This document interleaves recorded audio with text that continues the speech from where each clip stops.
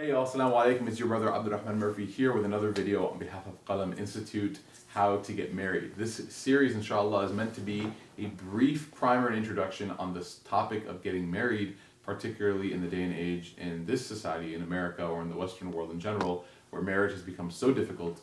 So we'd like to sort of introduce this idea and answer some questions. So we've already talked about a few very important things in the previous videos. We talked about self-evaluation, we talked about parental integration, and we talked about the third thing, which is basically how to set yourself up in an environment where you perhaps might meet somebody who you can get to know, get married to, etc.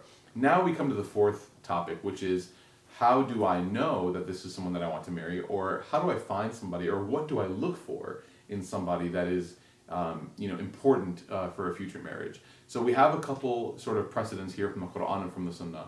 Allah subhanahu wa ta'ala, in the famous verse that talks about the purpose for relationships and the purpose for the spousal relationship, Allah subhanahu wa ta'ala says that He created from amongst ourselves azwajan litaskunu ilayha, that He made spouses that will bring tranquility and peace to us.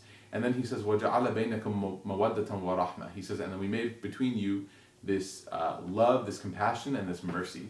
So these are three characteristics now that Allah subhanahu wa ta'ala says are the ingredients of a successful marriage. So if we look at this pre-marriage, what we'd like to see, or what is ideal, is that a person is able to find somebody who evokes these three qualities in them and also shares these three qualities with them. So the first is that a person has sakina with that person, that when you're in the presence of that person, when you're talking to that person, when you're thinking of that person, they evoke a sense of tranquility in you. How do you test this? Well, when you have chaos in your life, let's say you're running late, everything's going wrong at work, etc., that this person is able to bring you down back to earth and give you that peace and relaxation, tranquility that you need and that you want, right? That stability, that sort of emotional homeostasis that you're looking for, this person is a key part to that. The second thing that Allah subhanahu wa ta'ala mentions is mawadda, which is this long-term, this long-lasting compassion, this love that's sort of mixed with mercy, and that sort of like allows for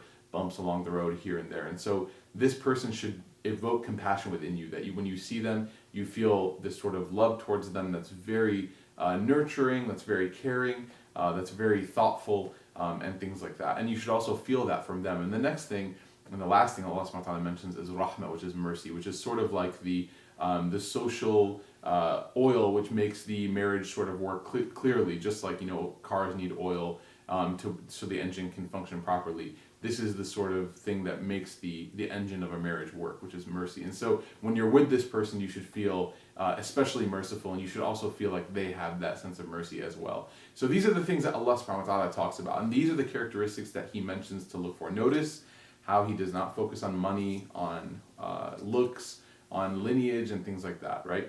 These things, however, are mentioned by the Prophet Muhammad ﷺ later in a hadith, where the Prophet Muhammad ﷺ said that women are married for four reasons. He says beauty, he says their wealth, their lineage, and their deen.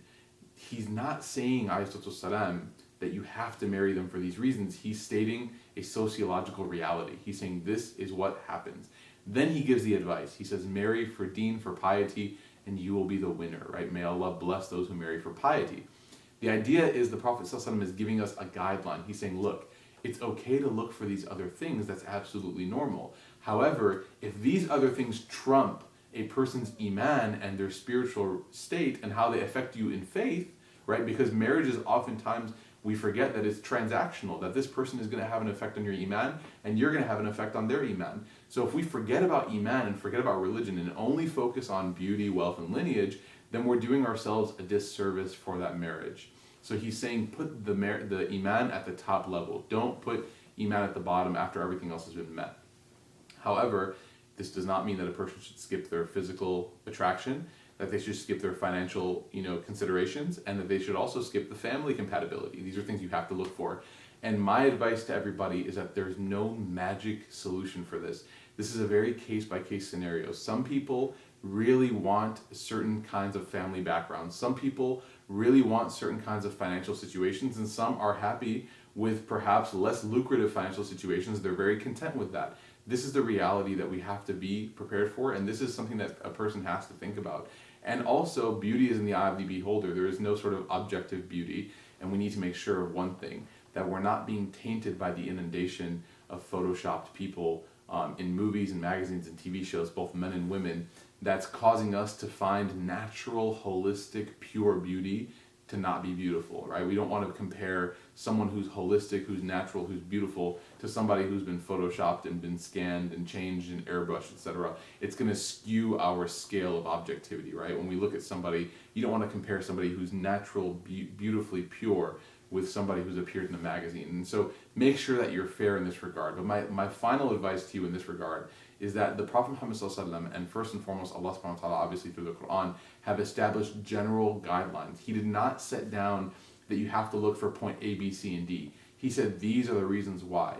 The only advice that they have given us, Allah subhanahu wa ta'ala and the Prophet Muhammad ﷺ, is to make sure that you put deen ahead of it. Make sure that deen becomes the sort of driving force behind all of it, and that person's character is very compatible. Remember, what is on the outside does not automatically link up to what is on the inside, so you need to make sure that you find someone who has that compatibility. Generally speaking, my rule of thumb is that if you enjoy spending time with them, it sounds like compatibility to me. So if you can enjoy spending time with this person, with having conversations with them, if their presence makes you feel happy, and you want to increase that presence in your life, and it's good and healthy for you, then that's a really good sign for compatibility. So again, this topic is super long and these videos are meant to be super short, but inshallah we can have more of this discussion later. Jazakumullah khairan.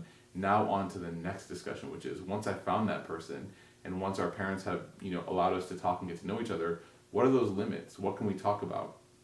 What should we talk about? And how long should this engagement process go on before we finally set a date and get married? What's healthy, what's not healthy, what's the ideal and what isn't? We'll talk about that in the next video.